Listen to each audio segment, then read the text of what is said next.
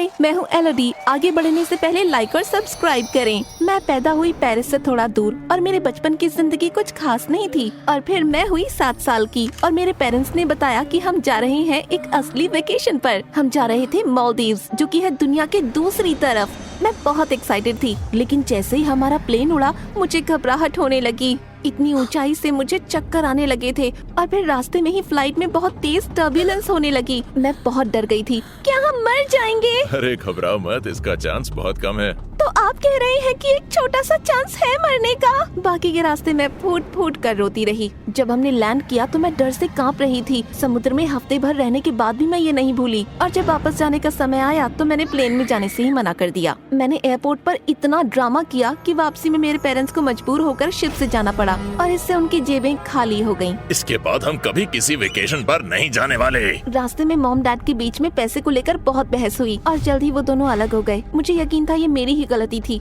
नहीं बेटा, हम दोनों में बहुत दिनों से प्रॉब्लम चल रही थी। घबराओ मत, सब ठीक होगा। पर उन दोनों के डिवोर्स से मुझे बहुत दुख हुआ। डैड ने दोबारा शादी करी, उनके और बच्चे हुए और फिर वो मेरे बारे में भूल ही गए। मॉम ने मुझे खुश करने की बहुत कोशिशें की, पर कुछ भी काम नहीं कर रहा था।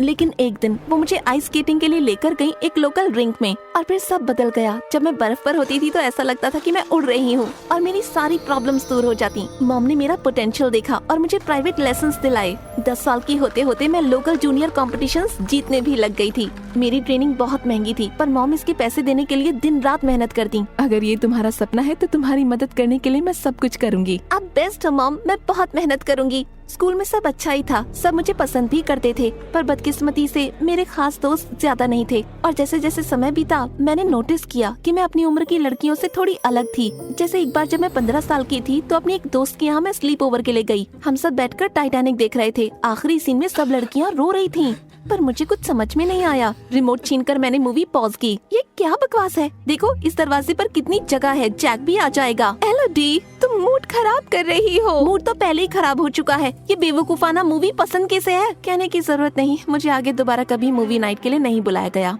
हाँ ठीक है, मैं इतनी रोमांटिक नहीं थी, या जरा भी। तो क्या हुआ? जैसे जैसे मैं बड़ी हुई मेरे दोस्त डेट करते, ब्रेकअप करते और आइसक्रीम खाते हुए रोते, और मैं तो अभी तक इंतजार कर रही थी अपने पहले क्रश का। मुझे लगता था मैं बहुत अजीब हूँ और मुझे समझने वाला दुनिया में एक ही इंसान था, मेरा फ्रेंड लुइस। कुछ महीनों पहले ही हमारी दोस्ती हुई थी। मॉम खुश थी कि डेटिंग से मेरा ध्यान नहीं भटक रहा है, पर उनकी बहन और दोस्त हमेशा मुझसे पूछती थी कि मेरा बॉयफ्रेंड क्यों नहीं है, जैसे मुझ में ही कोई खराबी हो। तुम इसे फोर्स नहीं कर सकते। जैसे मुझे लड़कियां नहीं पसंद हैं, और अगर तुम्हें किसी से प्यार ना भी हुआ तो क्या हुआ, तुम जैसी हो वैसे ही अमेजिंग हो। जानती हूँ, पर कभी कभी लगता है कि काश मैं इतनी अलग ना होती और लड़के मुझे डेट के लिए पूछना बंद करें।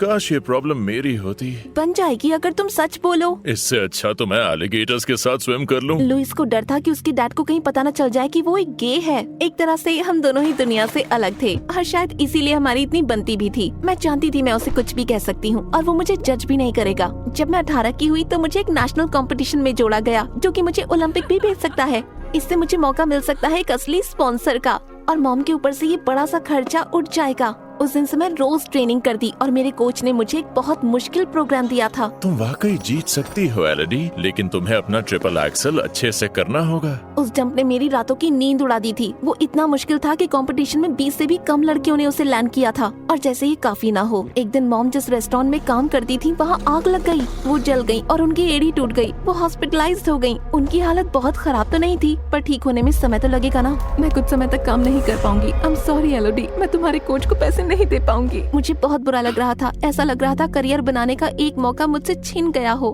पर मैं ये मॉम को नहीं बता सकती थी। उन्हें पहले ही दुख था। मैं उन्हें और चोट नहीं पहुंचाना चाहती थी। थोड़े पैसे कमाने के लिए मैंने कैफे में नौकरी की, पर पढ़ाई और काम के बीच मैं बहुत थक जाती थी। एक दिन रोते हुए मैं लुइस से फोन पर बात कर रही थी तो उसने मुझे एक क्रेजी सॉल्यूशन दिया। हमारे बॉटल्स और नोटबुक्स टीनेजर्स के लिए बेस्ट है, डिस्क्रिप्शन में जरूर देखें। तुम्हें पसंद नहीं आएगा, पर सुनो, कुछ ही दिनों में मेरे डैड अपने बिजनेस पार्टनर के साथ एक पार्टी देने वाले हैं और वो चाहते हैं कि मैं अपनी गर्लफ्रेंड को लेकर आऊं। कौन सी गर्लफ्रेंड?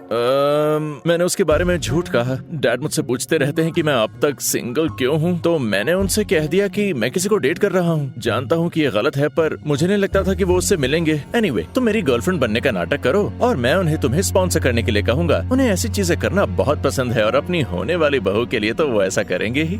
पता नहीं, पर ऐसे झूठ हमेशा पकड़े जाते हैं। तुम उन्हें सच क्यों नहीं बता देते? तुम उन्हें जानती नहीं हो। जब से मैं छोटा था तब से वो मेरी होने वाली बीवी की बातें करते हैं। वो 25 बच्चों के दादा बनने की उम्मीद में बैठे हैं। मेरी बात मानो, ये इकलौता रास्ता है। ये नकली डेटिंग का प्लान कुछ सही तो नहीं था, पर लुइस सही कह रहा था कि इससे हम दोनों को मदद होगी। कम से कम जब तक चैंपियनशिप जीत कर मैं एक नया स्पॉन्सर न ढूंढ लूं। तो जब पार्टी का दिन आया, मैंने पहनी अपनी सबसे अच्छी ड्रेस और पार्टी में मैं सबको बहुत पसंद आई। लुइस के पसीने छूट गए जब उसके डैड से मेरे मिलने की बारी आई, और मैं कारण समझ सकती थी। उसके डैड एकदम खड़ूस लगते थे, ऐसा लगता वो हमेशा गुस्से में है। पर जब हमने बातें शुरू करी, वो अच्छे लगे अपने तरीके से। लुइस ने मौका देखकर बताया कि कैसे मेरी मॉम का एक्सीडेंट हुआ और मुझे करियर में मदद चाहिए। मैं समझता हूँ, पर बदकिस्मती से ये मेरी कंपनी के लिए अच्छा समय नहीं है। शायद अगले साल।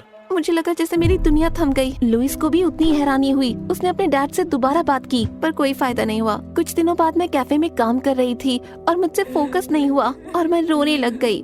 तभी किसी ने मेरे कंधे पर टैप किया। तुम्हारी जैसी खूबसूरत लड़की रो क्यों रही है? मेकअप खराब हो जाएगा। मैं मुड़ी, मैंने देखा मेरे सामने खड़ा था हेनरी, एक फेमस स्केटर जिसने पिछले सीजन में चैंपियनशिप जीती थी। हम साथ बैठे और मैंने उसे अपनी सारी दिक्कतों के बारे में बताया। तो अब मेरा करियर लगभग खत्म हो चुका है। जरूरी नहीं है, तुम्हारी ट्रेनिंग के पैसे मैं दूंगा। सच में तुम दोगे?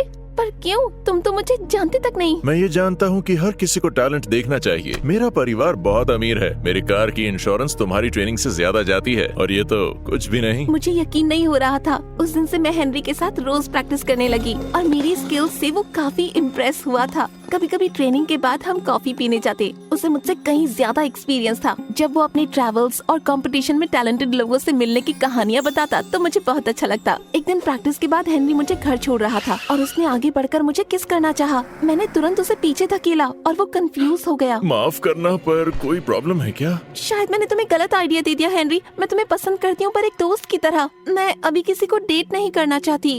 अच्छा, क्या कर सकते हैं? मेरा दिल टूट रहा है और मैं समझता हूँ, पर कोई और लड़का नहीं समझेगा। तुम्हें ध्यान देना चाहिए कि लड़के को तुम गलत सिग्नल भेज रही हो, खासकर जब इतनी जल्दी उसके करीब आ जाओ। लड़के हमेशा बदले में कुछ चाहते हैं। खैर, जाने दो, मैं चलता हूँ। छोटी सी हक करके हेनरी चला गया। उसके बाद से मैंने हेनरी से थोड़ी दूरियां बना ली। मैं उसे और हर्ट नहीं करना चाहती थी। जल्दी कंपटीशन का समय आ गया, लेकिन कंपटीशन से एक दिन पहले मुझे इतनी बेचैनी हो रही थी कि मैं सीधी नहीं बैठ पा रही थी। तो लुइस ने मुझसे पास के मेले में मिलने के लिए कहा कि मैं थोड़ी शांत हो जाऊं। हमने सारे बूथ में अपनी किस्मत आजमाई। मैंने बहुत पैसे गंवा दिए डक पॉन वाले गेम में, और लुइस जीता मिनिएचर राइफल रेंज पर। उस औरत ने उसे बड़ा सा हार्ट शेप का प्लश दिया जो उसने मुझे दे दिया। कल के लिए लकी चार्म है। श्योर, पर तुम ये मुझे इसलिए तो नहीं दे रहे कि ये इतना भारी है। हम लोग बहुत मजे कर रहे थे, रोलर कोस्टर में जाते, फ्राइज खाते, पर तभी भीड़ में से किसी ने मेरा नाम लिया। मैंने मुड़कर देखा तो हेनरी हमारी तरफ आ रहा था। तो इसके लिए तुमने मुझसे ब्रेकअप किया? हेनरी, नहीं, तुम गलत समझ रहे हो। लुइस बस मेरा दोस्त है।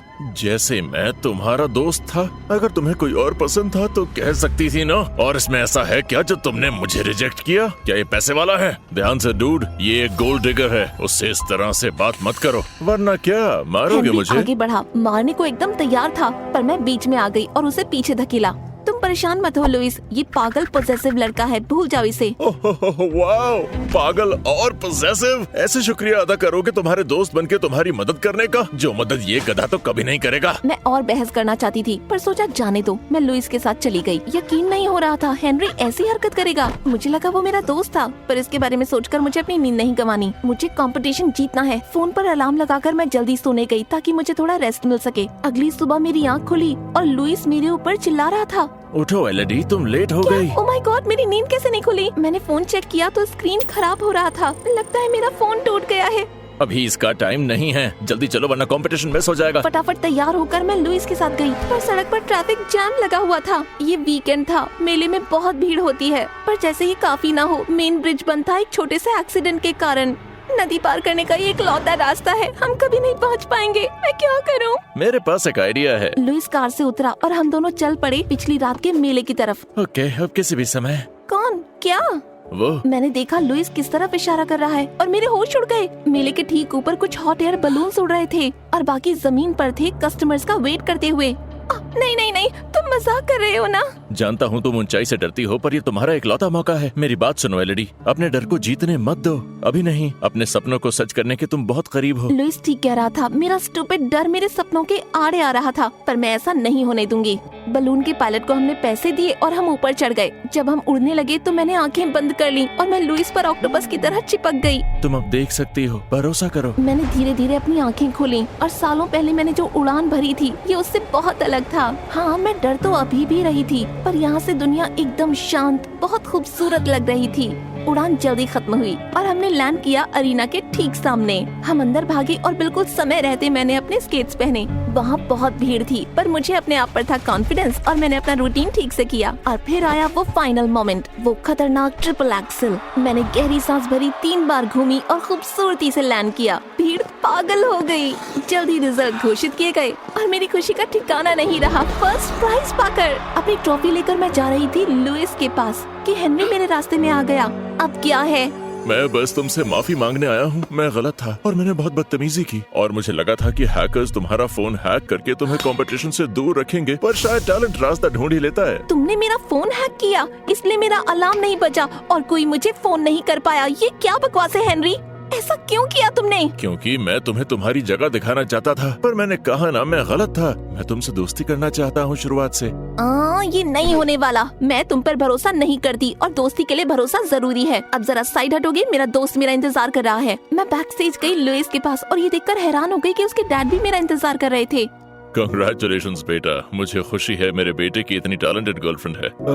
Actually dad. लुइस ने खुद को संभाला और अपने डैड को अपना सच बता दिया। मैं झूठ बोलने के लिए माफी चाहता हूँ, पर डरता था कि कहीं आपको निराश न कर दूं। सही कहा, मैं हूँ निराश, लेकिन खुद से। मैं बात करता रहा अपनी अच्छी जिंदगी की, पर कभी सोचा नहीं कि शायद तुम कुछ अलग चाह सकते हो। बेटा, मैं बस इतना चाहता हूँ कि तुम बस खुश रहो। और तुम बेटा, ये तुम्हारी जिंदगी का एक बड़ा कदम था और मेरे पास तुम्हारे लिए एक सरप्राइज है। लुइस और उसके डैड मुझे घर लेकर गए, जहाँ उसके डैड ने मेरी मॉम के लिए वेलकम पार्टी रखी थी। उनके हॉस्पिटल से डिस्चार्ज होने पर वो कंपटीशन में शामिल नहीं हो पाई, तो ये मौका था हमारा साथ में सेलिब्रेट करने का। मॉम ने खुद को इंट्रोड्यूस करके शुक्रिया कहा और फिर वो दोनों बातें करते रहे और इससे मुझे कुछ अजीब सा फील हुआ। क्या चल रहा है हमारे पेरेंट्स के साथ? वो इतने लाल हैं, बीमार है क्या? और भी बुरा, वो एक दूसरे को पसंद करते हैं। हाँ, सही समझे आप। इस तरह से मुझे मिले एक स्टेप डैड और एक भाई। मैंने सीखा कि अपने डर का सामना करना जरूरी है, वरना जिंदगी भर डरते ही रहोगे।